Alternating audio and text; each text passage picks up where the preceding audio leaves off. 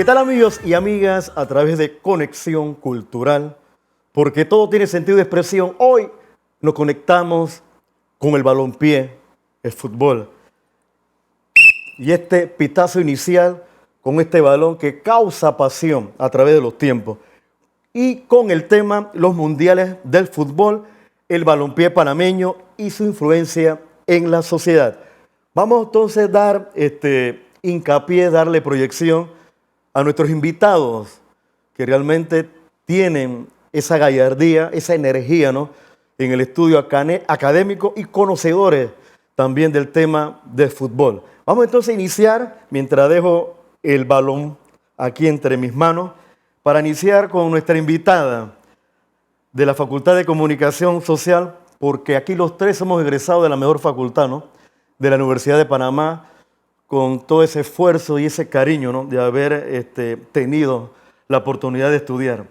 Flor Isaela Navarro Vázquez, ganadora del Premio Estudiante Sobresaliente de Periodismo 2026, otorgado por el Foro de Periodistas de Panamá, mayor índice académico 3.0. Representó al país en el Congreso de Universidades, ¿no?, en Roma, Italia. Cuenta con experiencia en medios impresos mediante aportes a la sección de deportes del diario La Prensa y su práctica profesional en las revistas Ellas. Posee un diplomado en el periodismo bancario. Además, integra los semilleros de investigación de su facultad, el Centro de Comunicación y Derechos Humanos y el programa Sandbox de la Fundación Espacio Creativo. Vamos entonces a otro invitado, amigo de la casa, compañero en las malas y en las buenas. Iniciamos con Roger González, nacido en Panamá el 25 de junio de 1981, somos contemporáneos, destacado periodista y profesional de las relaciones internacionales. Su sólida formación académica, iniciada en el Instituto Comercial de Panamá y culminada con una maestría en relaciones internacionales con énfasis en negociación en la Universidad de Panamá.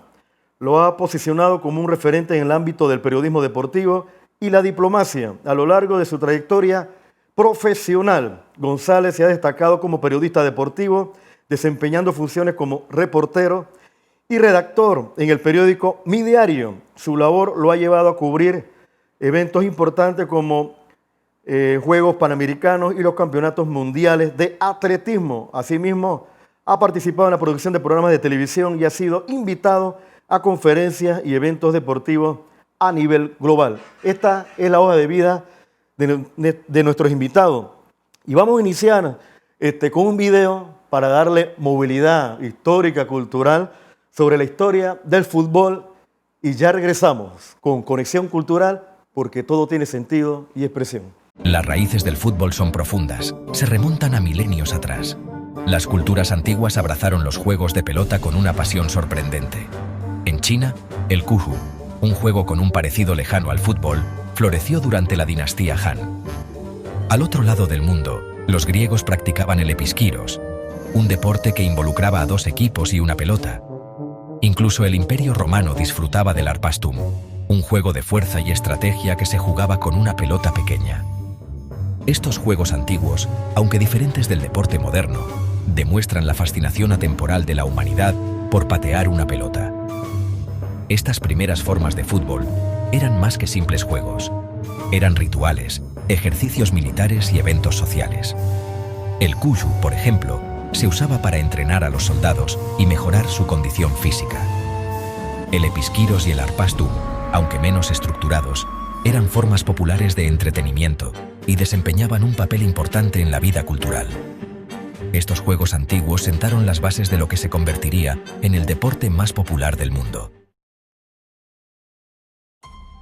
La Edad Media vio al fútbol evolucionar en varias formas de fútbol popular que se jugaban en toda Europa.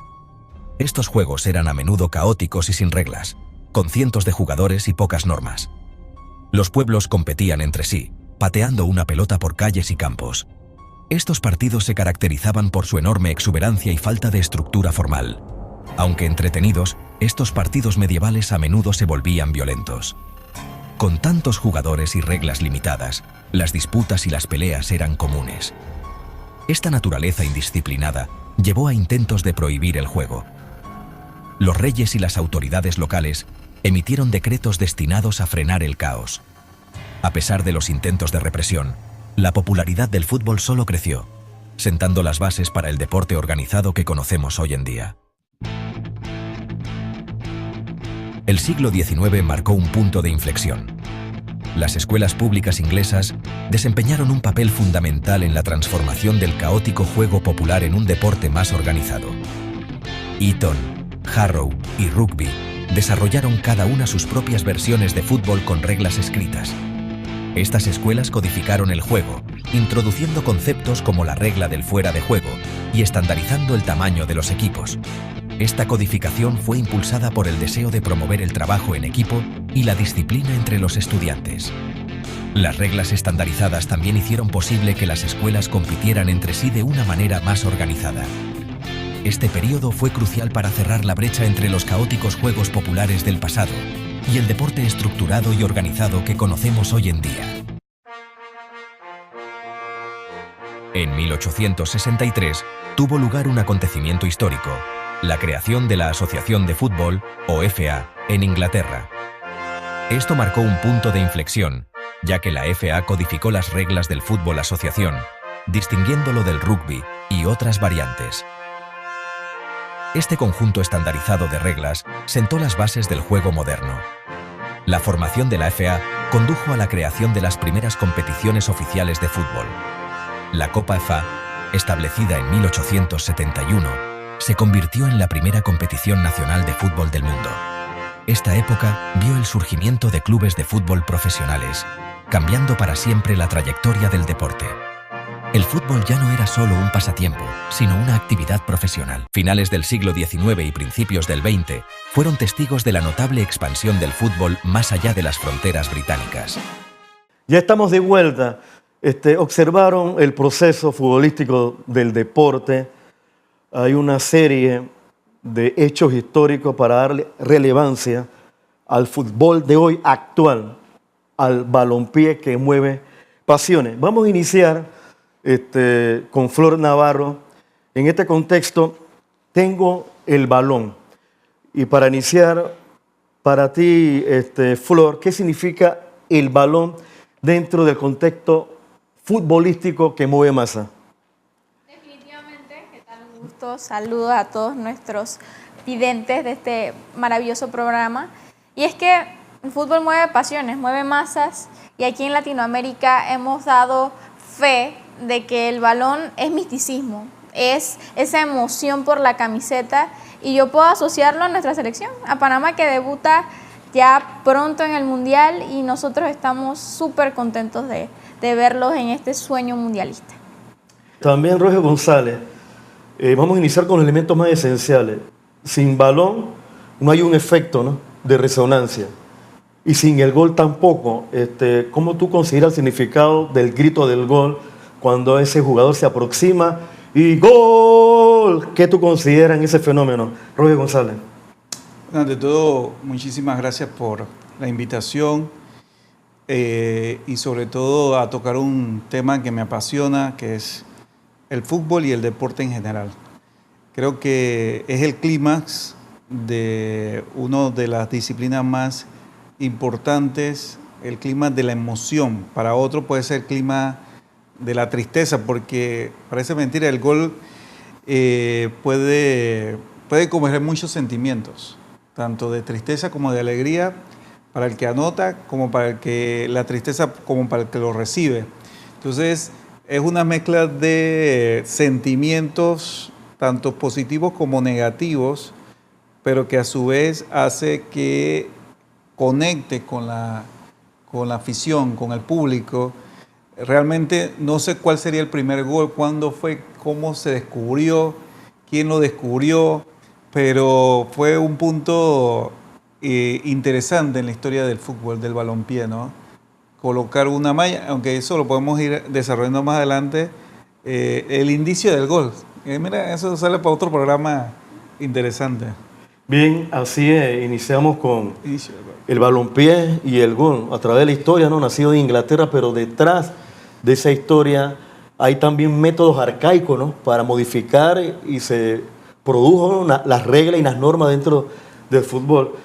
Flor Navarro, ¿cómo tú consideras el papel del fútbol a través de la historia? ¿Qué ha provocado a través de las masas de la gente hoy por hoy?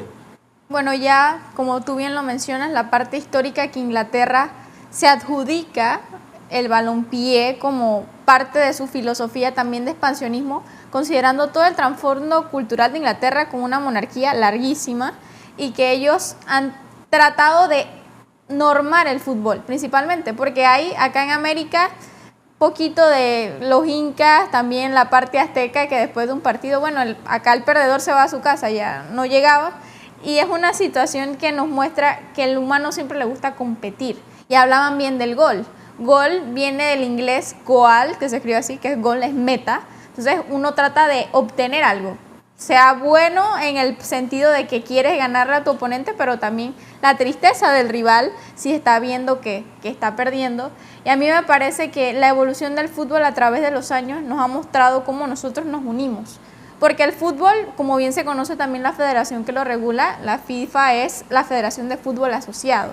Es de los pocos deportes que se juegan completamente en conjunto.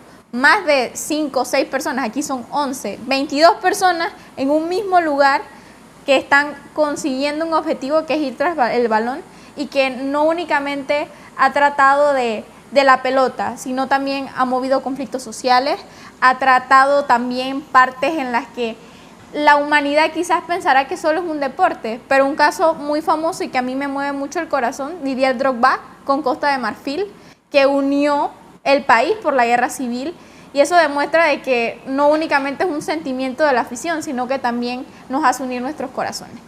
Bien, qué interesante. Aquí estamos conociendo el valor del fútbol y los procesos, ¿no?, que ha llevado para que hoy por hoy sea uno de los deportes del primer nivel. Rugel González, tú has viajado a Europa, ese fenómeno de las estructuras deportivas de Europa, de Inglaterra, de España.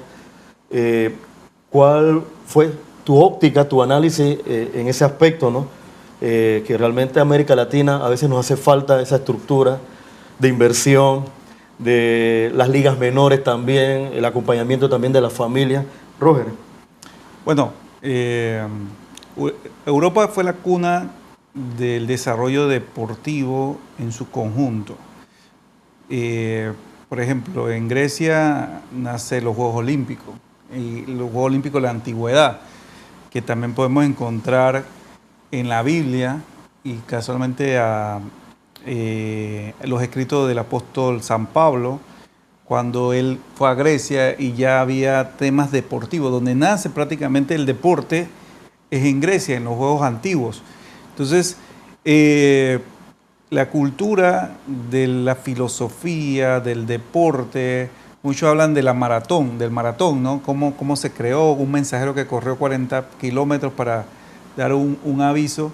Entonces, eso se va evolucionando, ¿no? Se va evolucionando y los Juegos Olímpicos son el primer pistoletazo que da inicio a esto. ¿Por qué? Porque convergen todos los deportes, ¿no? Y ahí podemos ver también, en ese momento, te hablo de 1890, más que todo 98, que ya surge esta idea de rescatar el Barón Pierre de Coubertin, de rescatar los eventos multideportivos, ¿no? Y congregarlo en un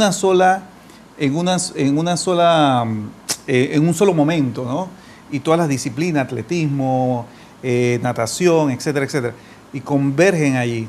Entonces, obviamente, el Mundial nace mucho después, ¿no? En 1930, con Jules Rimet, ¿no?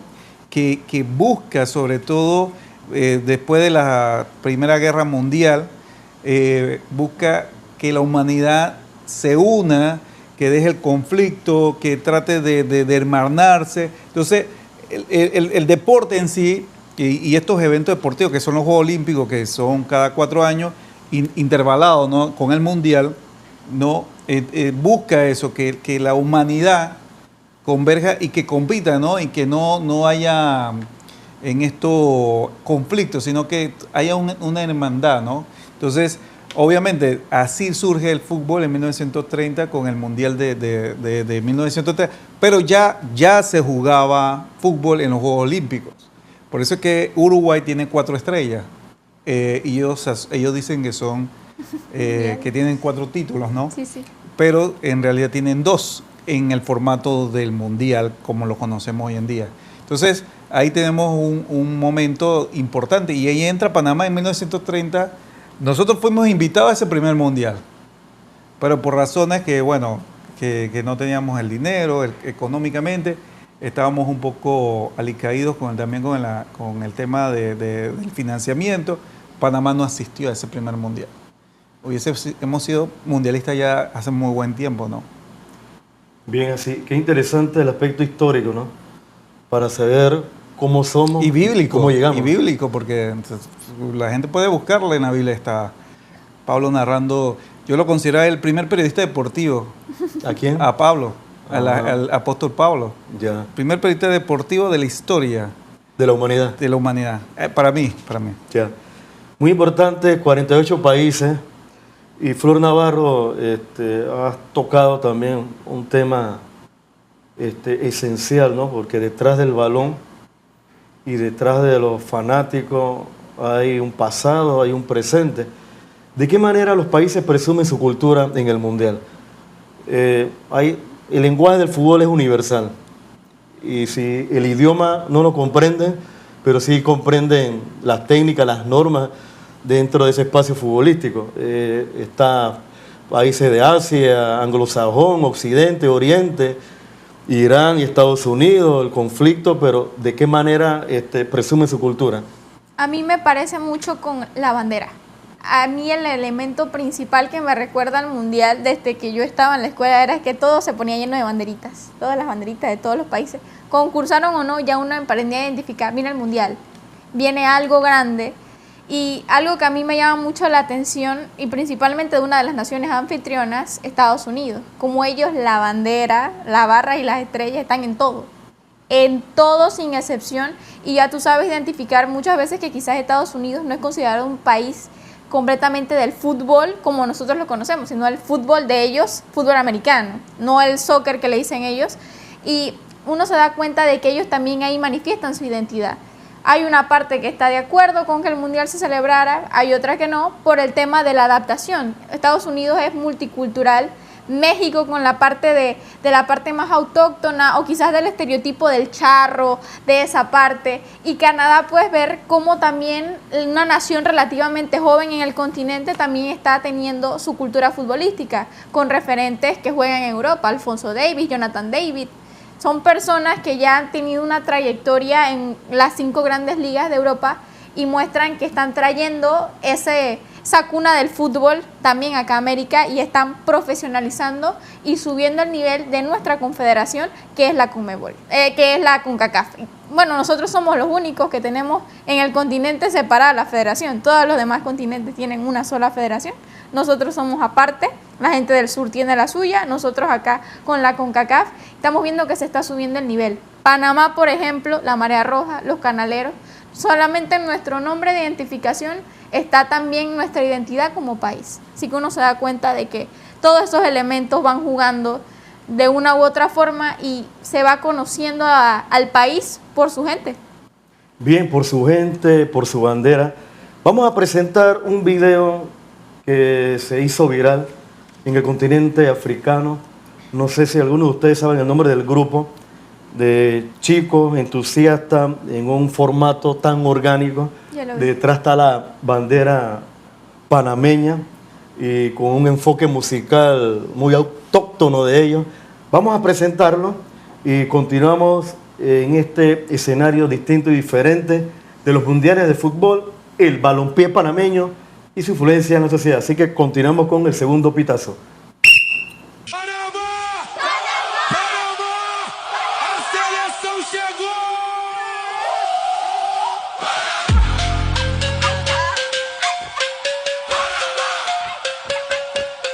Seleção Coração chegou!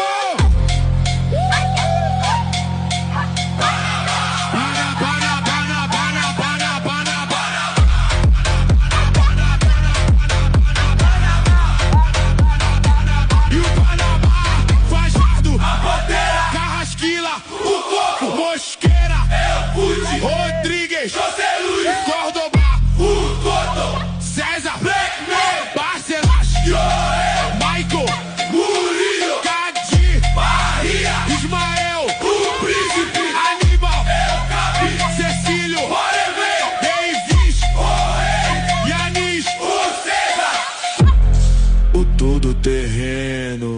Bien, así continuamos con Conexión Cultural. Cómo este balón mueve la cultura popular, la movilidad social, la movilidad espiritual. Cómo este balón, como el compañero amigo Roger González, ha habido tristeza, victoria entre los hinchas, los fanáticos. Vamos a presentar una imagen con un referente también de la narración en el contexto de la comunicación social. Narradores deportivos, que algunos están en una mejor vida, pero nos dejaron un legado. Edmundo Vargas también, un ejemplo en la locución, en la historia, referente panameño. Ahí observamos, ¿no?, Italia 90, con los narradores y comentaristas en su momento, ¿no?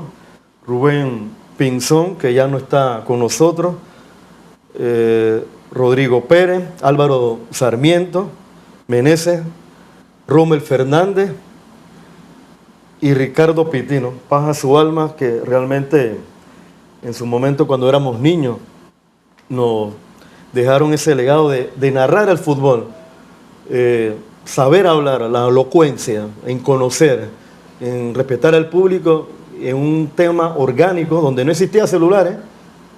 Amigos y amigas de Conexión Cultural, no existía método que tenemos hoy en día con una inmediatez, pero no hace falta algo, ¿no?, el respeto, la responsabilidad en estar detrás, ¿no?, del escenario. Y así continuamos. Vamos entonces con el fútbol balompié panameño, su historia, su influencia. Aquí estamos presentando, ¿no?, el inicio, los procesos de evolución de nuestro fútbol panameño. Roger González, si quieres continuar la historia de nuestro fútbol panameño.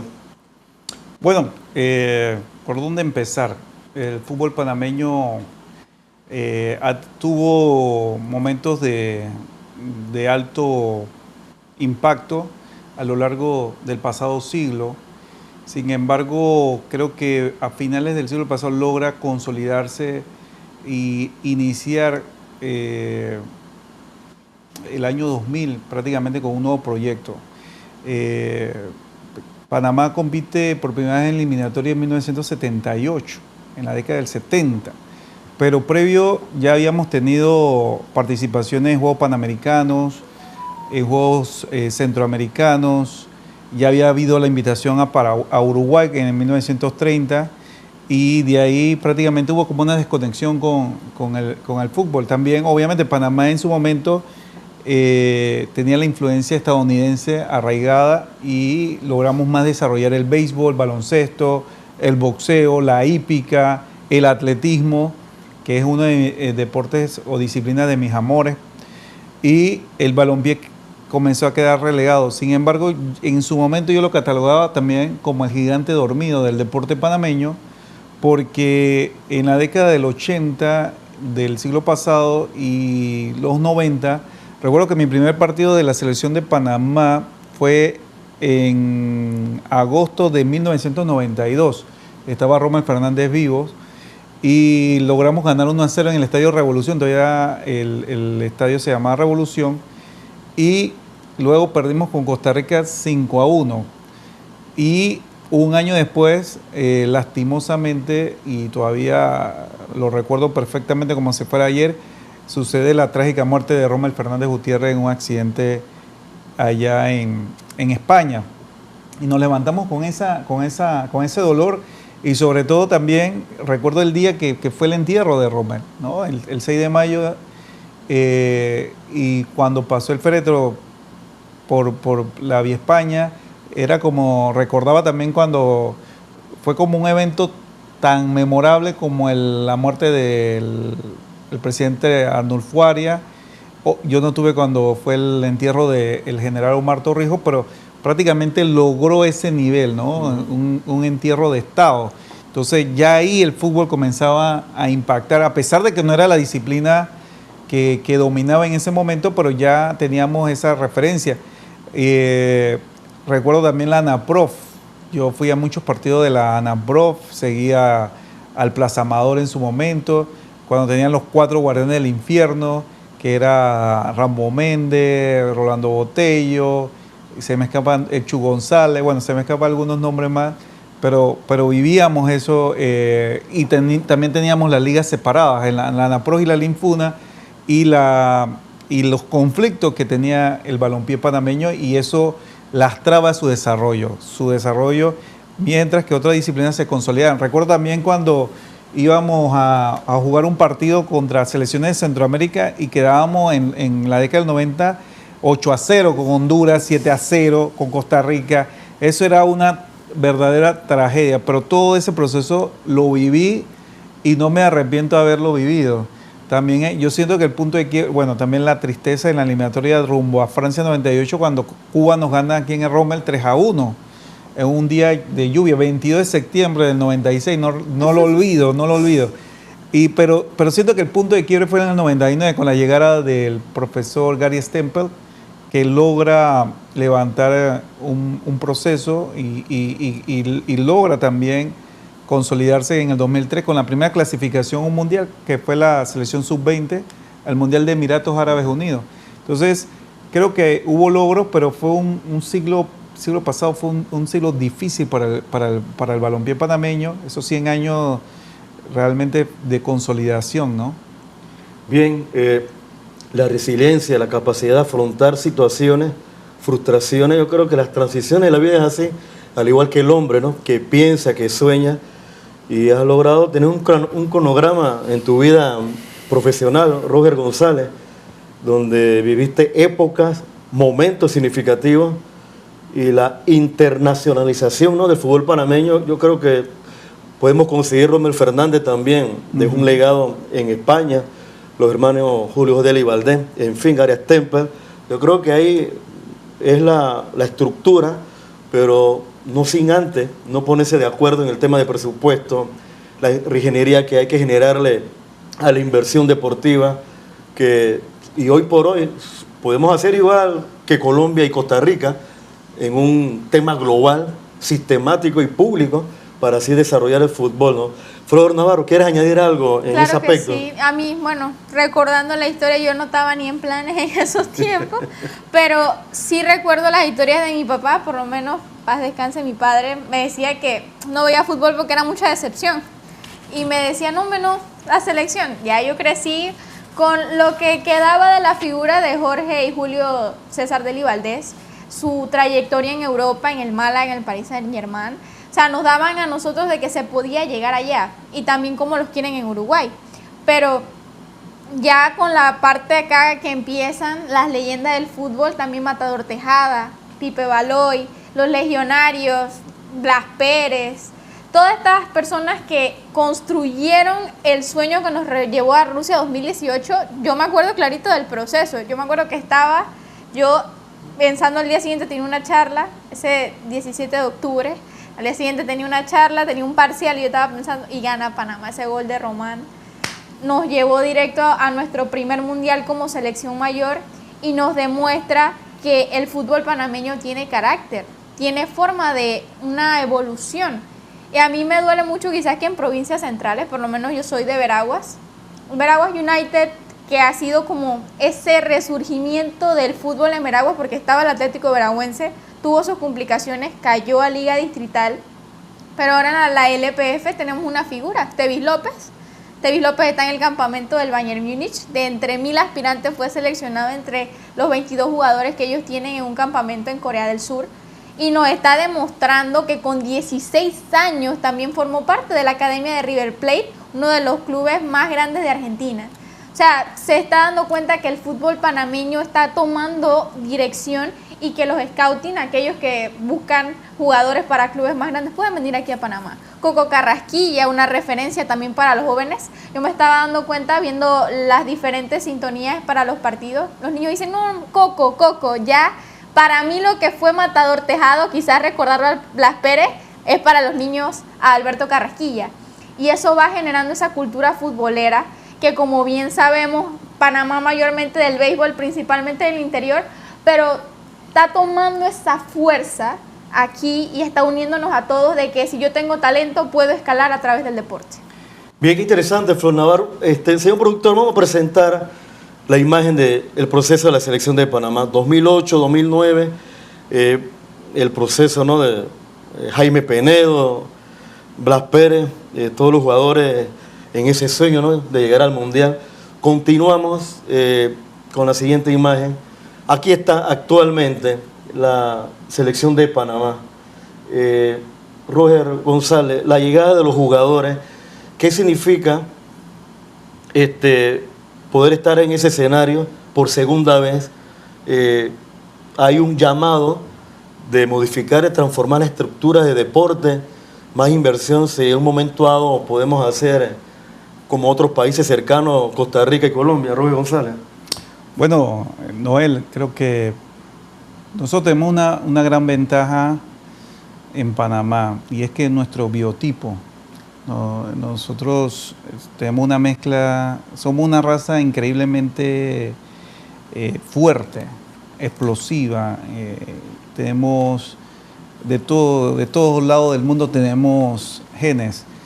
Entonces, nuestros deportistas están para dar el máximo en todas las disciplinas deportivas, ¿no? Ojalá, yo siempre le digo a la gente que hay que desarrollar el deporte en general, no solamente una disciplina, porque creo que a veces yo no caigo en esos debates de cuál es la disciplina mejor, si el béisbol, el fútbol, cuál es el deporte rey en Panamá, yo no caigo en esos debates porque siento que si hay un beisbolista, Chema Caballero, que la está sacando, la está botando allá en los Yankees de Nueva York, todos debemos sentirnos orgullosos. Si mañana surge otro Edwin Saladino y nos logra otra medalla de oro en unos Juegos Olímpicos, debemos sentirnos orgullosos. Yo sueño con ver a otro Roberto Durán que renazca de la ceniza donde está el boxeo en estos momentos y ver nuevamente baloncesto, porque en la década del 90 yo también veía mucho baloncesto y iba Roberto Durán a ver a nuestra selección nacional a hacer grandes partidos contra Argentina. Ahora Argentina no da cascotazo a nosotros, pero creo que buscar el desarrollo del deporte en general, porque todas las disciplinas generan desarrollo, sea natación, sea voleibol. Entonces creo que hay que abrir el paraguas, en eso hay que hacer autocrítica también.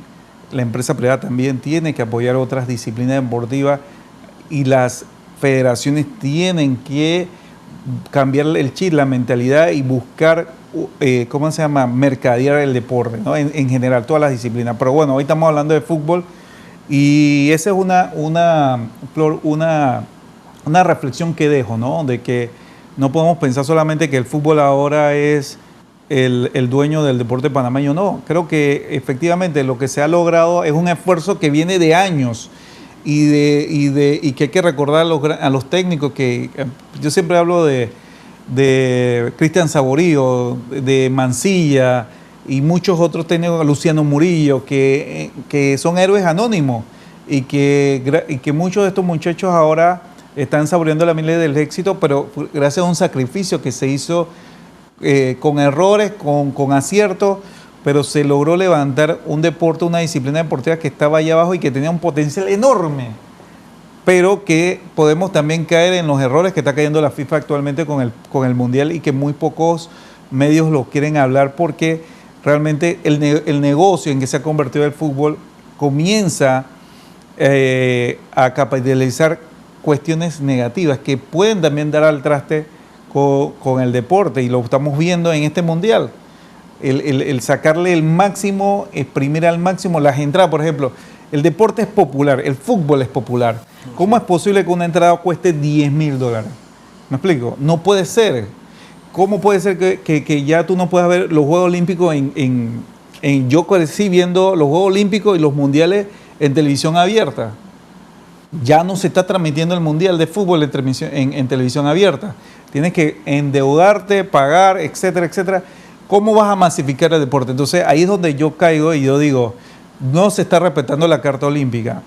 Los estatutos de la FIFA, que también ellos hablan de masificar el deporte, lo están esquivando y entonces caemos en la corrupción, porque la FIFA viene de un periodo corrupto, que le hizo un daño terrible al fútbol, y también lo estamos viendo en los Juegos Olímpicos. Estos dos eventos más grandes están cayendo, es la gallina de los huevos de oro, ¿no? Le están sacando tanto al negocio, tanto que ahora los están a punto de arruinar. Para organizar unos Juegos Olímpicos, ya las ciudades no quieren organizar Juegos Olímpicos. Igual el Mundial, porque la FIFA ha exagerado. Mira, en Brasil, y pongo una anécdota, y disculpa que me salga del tema, pero tenía que decirlo, construyó un estadio en Manaus para 60.000, 70.000 personas, invirtieron más de 300 millones, y ahí en esa provincia de Brasil no hay más de 100.000 personas. ¿Me explico? ¿Cómo tú vas a mantener, cómo ese municipio va a mantener ese estadio? No hay la capacidad y se están dañando. Entonces, tenemos que mirar esos ejemplos y no caer en eso. ¿Me explico? Porque si queremos desarrollar el fútbol, tenemos que entender que el deporte es para todos, y sobre todo para el pueblo, para los humildes, para los niños descalzos. Sí, sí. Esa es la palabra, compañero. Porque... Así es, Roger. Yo creo que ese tema de criticidad y el consumo salvaje y otras miradas también exageradas de forma de la mercantilización que hay entre los boletos y, como tú bien lo mencionas, los derechos deportivos, los derechos culturales, ¿a dónde queda, no? Para que haya el alcance, la distribución y puedan disfrutar de una forma de equidad, de igualdad y beneficio para todos. Yo creo que hay que hacer un punto de análisis, porque todo no puede ser el dinero a beneficio de que el alcance económico, pero la mayoría tienen ese derecho, ¿no?, de adquirir una señal abierta, disfrutar en familia y no ser un muro, porque si no tienes la capacidad económica no puedes ver el partido. Al menos que haya un plan B, un plan C dentro de la tecnología, Roger. Es que sí, y Flor, la idea de estos eventos es masificar el deporte. Que un niño vea un partido del Mundial y diga, quiero jugar fútbol, o quiero jugar, o ser atleta, o ser corredor. Yo cuando veía los Juegos Olímpicos, yo querer ser corredor. Mis primeros Juegos Olímpicos fueron Seúl 1988. Y yo veía esos corredores y decía, wow, quiero ser corredor. Entonces eso te imprime eso. Bien, también hace una semana, y es de Veragua, a nivel boxístico femenino, que Natalie me escapa el nombre, Flor Natalie Navarro. Delgado, Ajá. oriunda de los Algarrobos en La Peña, campeona de la Asociación Mundial de Boxeo en Supermosca, le ganó a la actual invicta y campeona. Natalie es un reflejo de que en provincia sí se puede sacar talento, porque tristemente casi todos los talleres y la forma en la que se da el deporte, como el boxeo y otras disciplinas, está concentrado aquí en la capital. No hay donde practicar, no hay sitios públicos, no hay entrenadores que quieran impulsar de forma desinteresada a alguien, y eso se nota, porque hay mucho talento. Yo tengo una compañera que estuvo conmigo en la escuela, es campeona de los Juegos Suramericanos en halterofilia, en levantamiento de pesas. Mariani Batista, también de Veraguas. Entonces, ellos tuvieron que improvisar su propio lugar de entrenamiento, porque no hay, el Estado no proporciona uno, y Pandeportes tiene que cumplir esa función. El fútbol, el béisbol, la gimnasia artística, que también tiene varias personas que la practican, tanto femeninos como masculinos, y te das cuenta de que de forma positiva se está yendo mucho de ese deporte a las calles, y no de una forma positiva. Bien, para minimizar los niveles de violencia, invertir el recurso humano desde lo cultural, desde lo deportivo, yo creo que va a haber un impacto, ¿no?, que la inversión pública trascienda y se distribuya en cada uno de los barrios, comunidades. Yo creo que Panamá y los países van a notar la diferencia a corto y a mediano plazo. Vamos a continuación con un video. Nos vamos a trasladar en las Copas del Mundo, un proceso histórico, y ya regresamos a través de Conexión Cultural, un programa de la Dirección de Cultura de la Universidad de Panamá. Aquí estamos conectados con el fútbol y ya regresamos. El Mundial de 2026 promete ser el más caótico, tecnológico y polémico de la historia.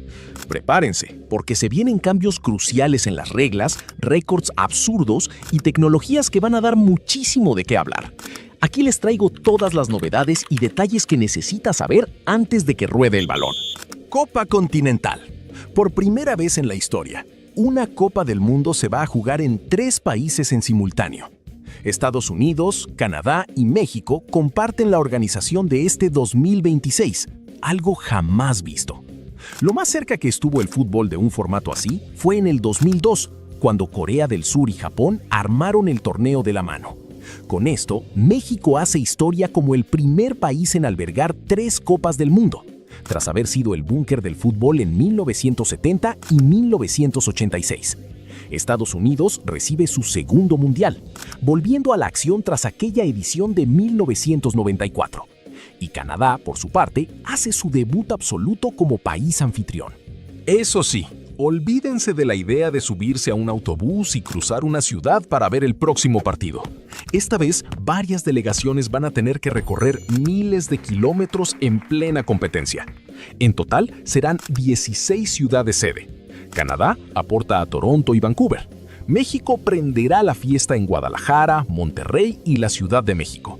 Y Estados Unidos, como era de esperarse, se quedó con la parte del León. 11 ciudades, desde Atlanta hasta Seattle, pasando por Los Ángeles, Miami, Nueva York y 6 más. Son 3 países sede, pero seamos sinceros, mis cracks, en la práctica es casi un mundial en Estados Unidos con participaciones especiales de México y Canadá.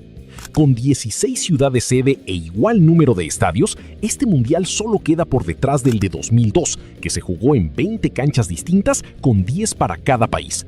Y claro, ante semejante distancia entre las sedes, surgió una pregunta inevitable. ¿Cómo evitar que una selección se cruce el continente entero entre partido y partido? La solución de la FIFA fue dividir la fase de grupos en 3 regiones geográficas: oeste, central y este. De esta forma, las selecciones se mantendrán relativamente cerca durante la primera fase. Porque, seamos claros, sin esta división, muchos equipos pasarían más tiempo arriba de un avión que entrenando en la cancha. Copa expandida. Durante más de 2 décadas, nos acostumbramos a un mundial con 32 selecciones. El formato venía intacto desde Francia 1998. Pero eso se acabó. La FIFA estiró el torneo a 48 participantes. Son 16 selecciones más. Esa sola decisión lo cambia absolutamente todo, mis cracks. Más selecciones significan más boletos disponibles. Y más boletos significan más países soñando con una clasificación histórica. De hecho, las selecciones que van a debutar en una Copa del Mundo son Cabo Verde, Curazao, Jordania y Uzbekistán. Habrá muchísimo fútbol por disfrutar. El Mundial de 2022 tuvo 64 partidos. El de 2026 tendrá 104. Son 40 partidos extra. Prácticamente un mundial entero sumado al calendario. Para los que respiramos fútbol, esto se traduce en más historias, más sorpresas, más competencia y puro drama. Bien, así no pierdan el ánimo, no pierdan la esencia del crecimiento, aún las dificultades, las tempestades, siempre el sol brilla siempre para nosotros.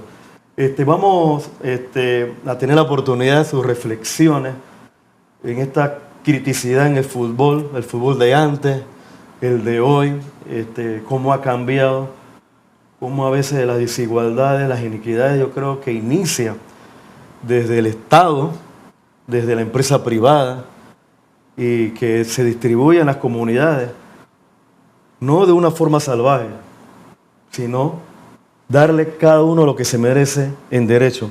Flor Navarro, reflexiones y conclusiones. Bueno, agradecida Noel por estar aquí el día de hoy, compartir con Roger con tanta experiencia en el ámbito deportivo, y me demuestra a mí esta conversación de que en Panamá hay personas que nos importa que crezca de forma decente todas las disciplinas deportivas. Hoy en este caso el tema es el fútbol por la cita mundialista, pero entendemos que todos somos actores en esta sociedad y reclamar nuestro derecho a tener acceso a instalaciones básicas para nosotros, por lo menos para mí, las futuras generaciones, nuestros hijos, nuestros nietos que tengan acceso a eso, nos demuestra que una forma sana de integrarse a la sociedad es mediante la parte deportiva. Roger González. Bueno, te cuento que traje esta camiseta para decir que esta fue mi primera camiseta de la selección. Ya está viejita, la compré en el año 2000, 2003.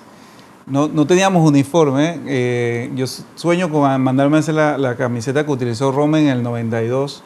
Creo que es un buen diseño. Esta es la penúltima de la selección. Mira cómo ha sido la evolución de nuestra camiseta. Yo recuerdo un entrenamiento de Gary Stempel, por eso que hablo mucho de eso. Prácticamente la selección no tenía uniforme. Esa fue la sub-23 que hizo historia, que llegó por primera vez a Hershey en el 2000, el año 2000. Y tú ibas a Rommel y tú pensabas que era una birria, porque todos estaban con... Y entonces salían del entrenamiento y se iban al chichero a comer empanada, chicha, Cholito Méndez era uno de esos. O si no, cruzaban la calle y había un kiosco donde vendían sopa de pata. Y ahí esa era la dieta de la Selección Nacional de Fútbol de Panamá. Y yo lo recuerdo como si fuera ayer, pero yo la viví.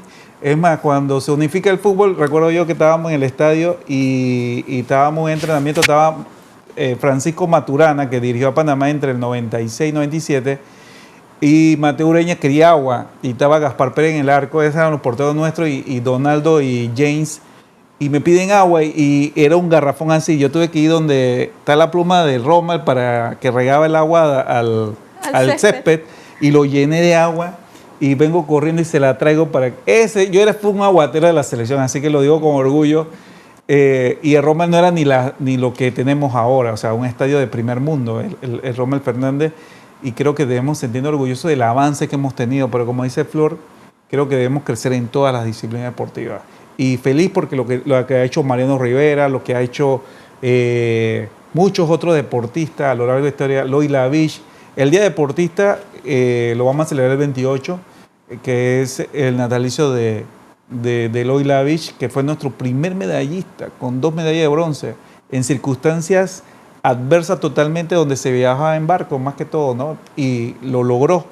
Así que ese es el mensaje, que somos panameños, que no olvidemos que no debemos atar a un solo deporte. Aquí en Panamá hay panameños para todos los deportes, para todas las disciplinas, para el fútbol, para el baloncesto, para el béisbol, para el dominó, para la canica, para todo. Y ahí es donde tenemos la oportunidad de salir adelante. Bien, yo creo que Flor Navarro me conteste, una estudiante ejemplar, 3.0 y egresada de nuestra Facultad de Comunicación Social. ¿Cuál es tu sueño, tus aspiraciones a mediano plazo, Flor Navarro? Ejercer el periodismo a servicio de la gente. Esa es mi inspiración, ese es el principal motivo por el que estoy en la carrera, y la promesa que le hice a mi papá en vida, que iba a hacer siempre lo mejor que yo pudiese con lo que tuviese. Y aquí estoy frente a ustedes. Así que yo insto a toda la ciudadanía, la juventud principalmente, que cuando vean un obstáculo piensen en la forma de superarlo. Hay veces que las situaciones no favorecen, pero uno tiene que creer en sí mismo y poder salir adelante. Y lo mismo con los deportistas. Por eso me siento tan identificada con ellos y puedo sentir que a veces uno trabaja con las uñas, pero la satisfacción de saber que uno lo hizo con sus propias manos no tiene precio. Bien, aquí... Yo quiero lanzarle un reto a Flor. Flor, yo te veo a ti en ESPN transmitiendo, pero cuando estés por allá arriba, por favor, acuérdate de nosotros dos. Bueno, claro también, sí. también los compañeros que están detrás de la cámara, por favor. De que en la Champions no nos invita y ya vamos a tener problemas. Así que Flor Navarro, gracias por estas palabras inspiradoras. Los sueños a veces en el camino no son fáciles. Cuanto mayor es la dificultad, mayor es la gloria. A ambos, gracias por su presencia. Recuerdo, en la 5 de mayo quedaba un estadio de fútbol, ahí fueron mis primeros peninos en el fútbol. Una cancha, sí, la cancha de fútbol. Fueron mis primeros peninos, anoté mi primer gol. Cuando voy ahí a la estación del 5 de mayo, hago memoria. Yo creo que fue un autogol, ¿no?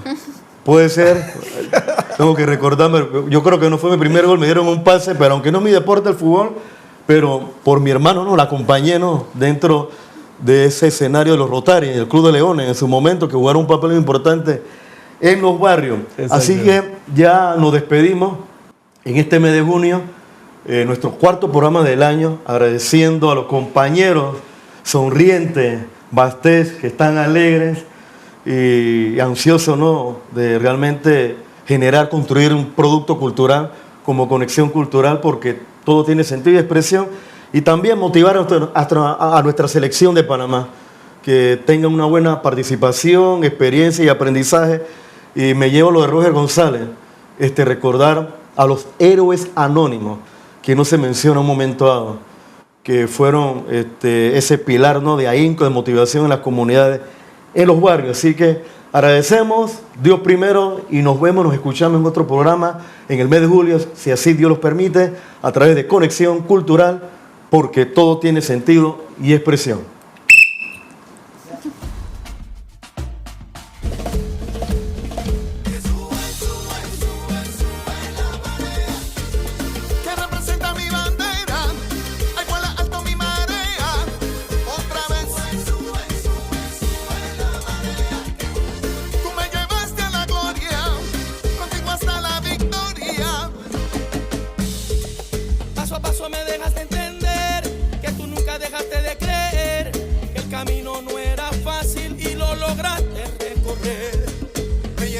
A soñar y el sueño se hizo realidad. Ay, tú eres nuestro orgullo que me trae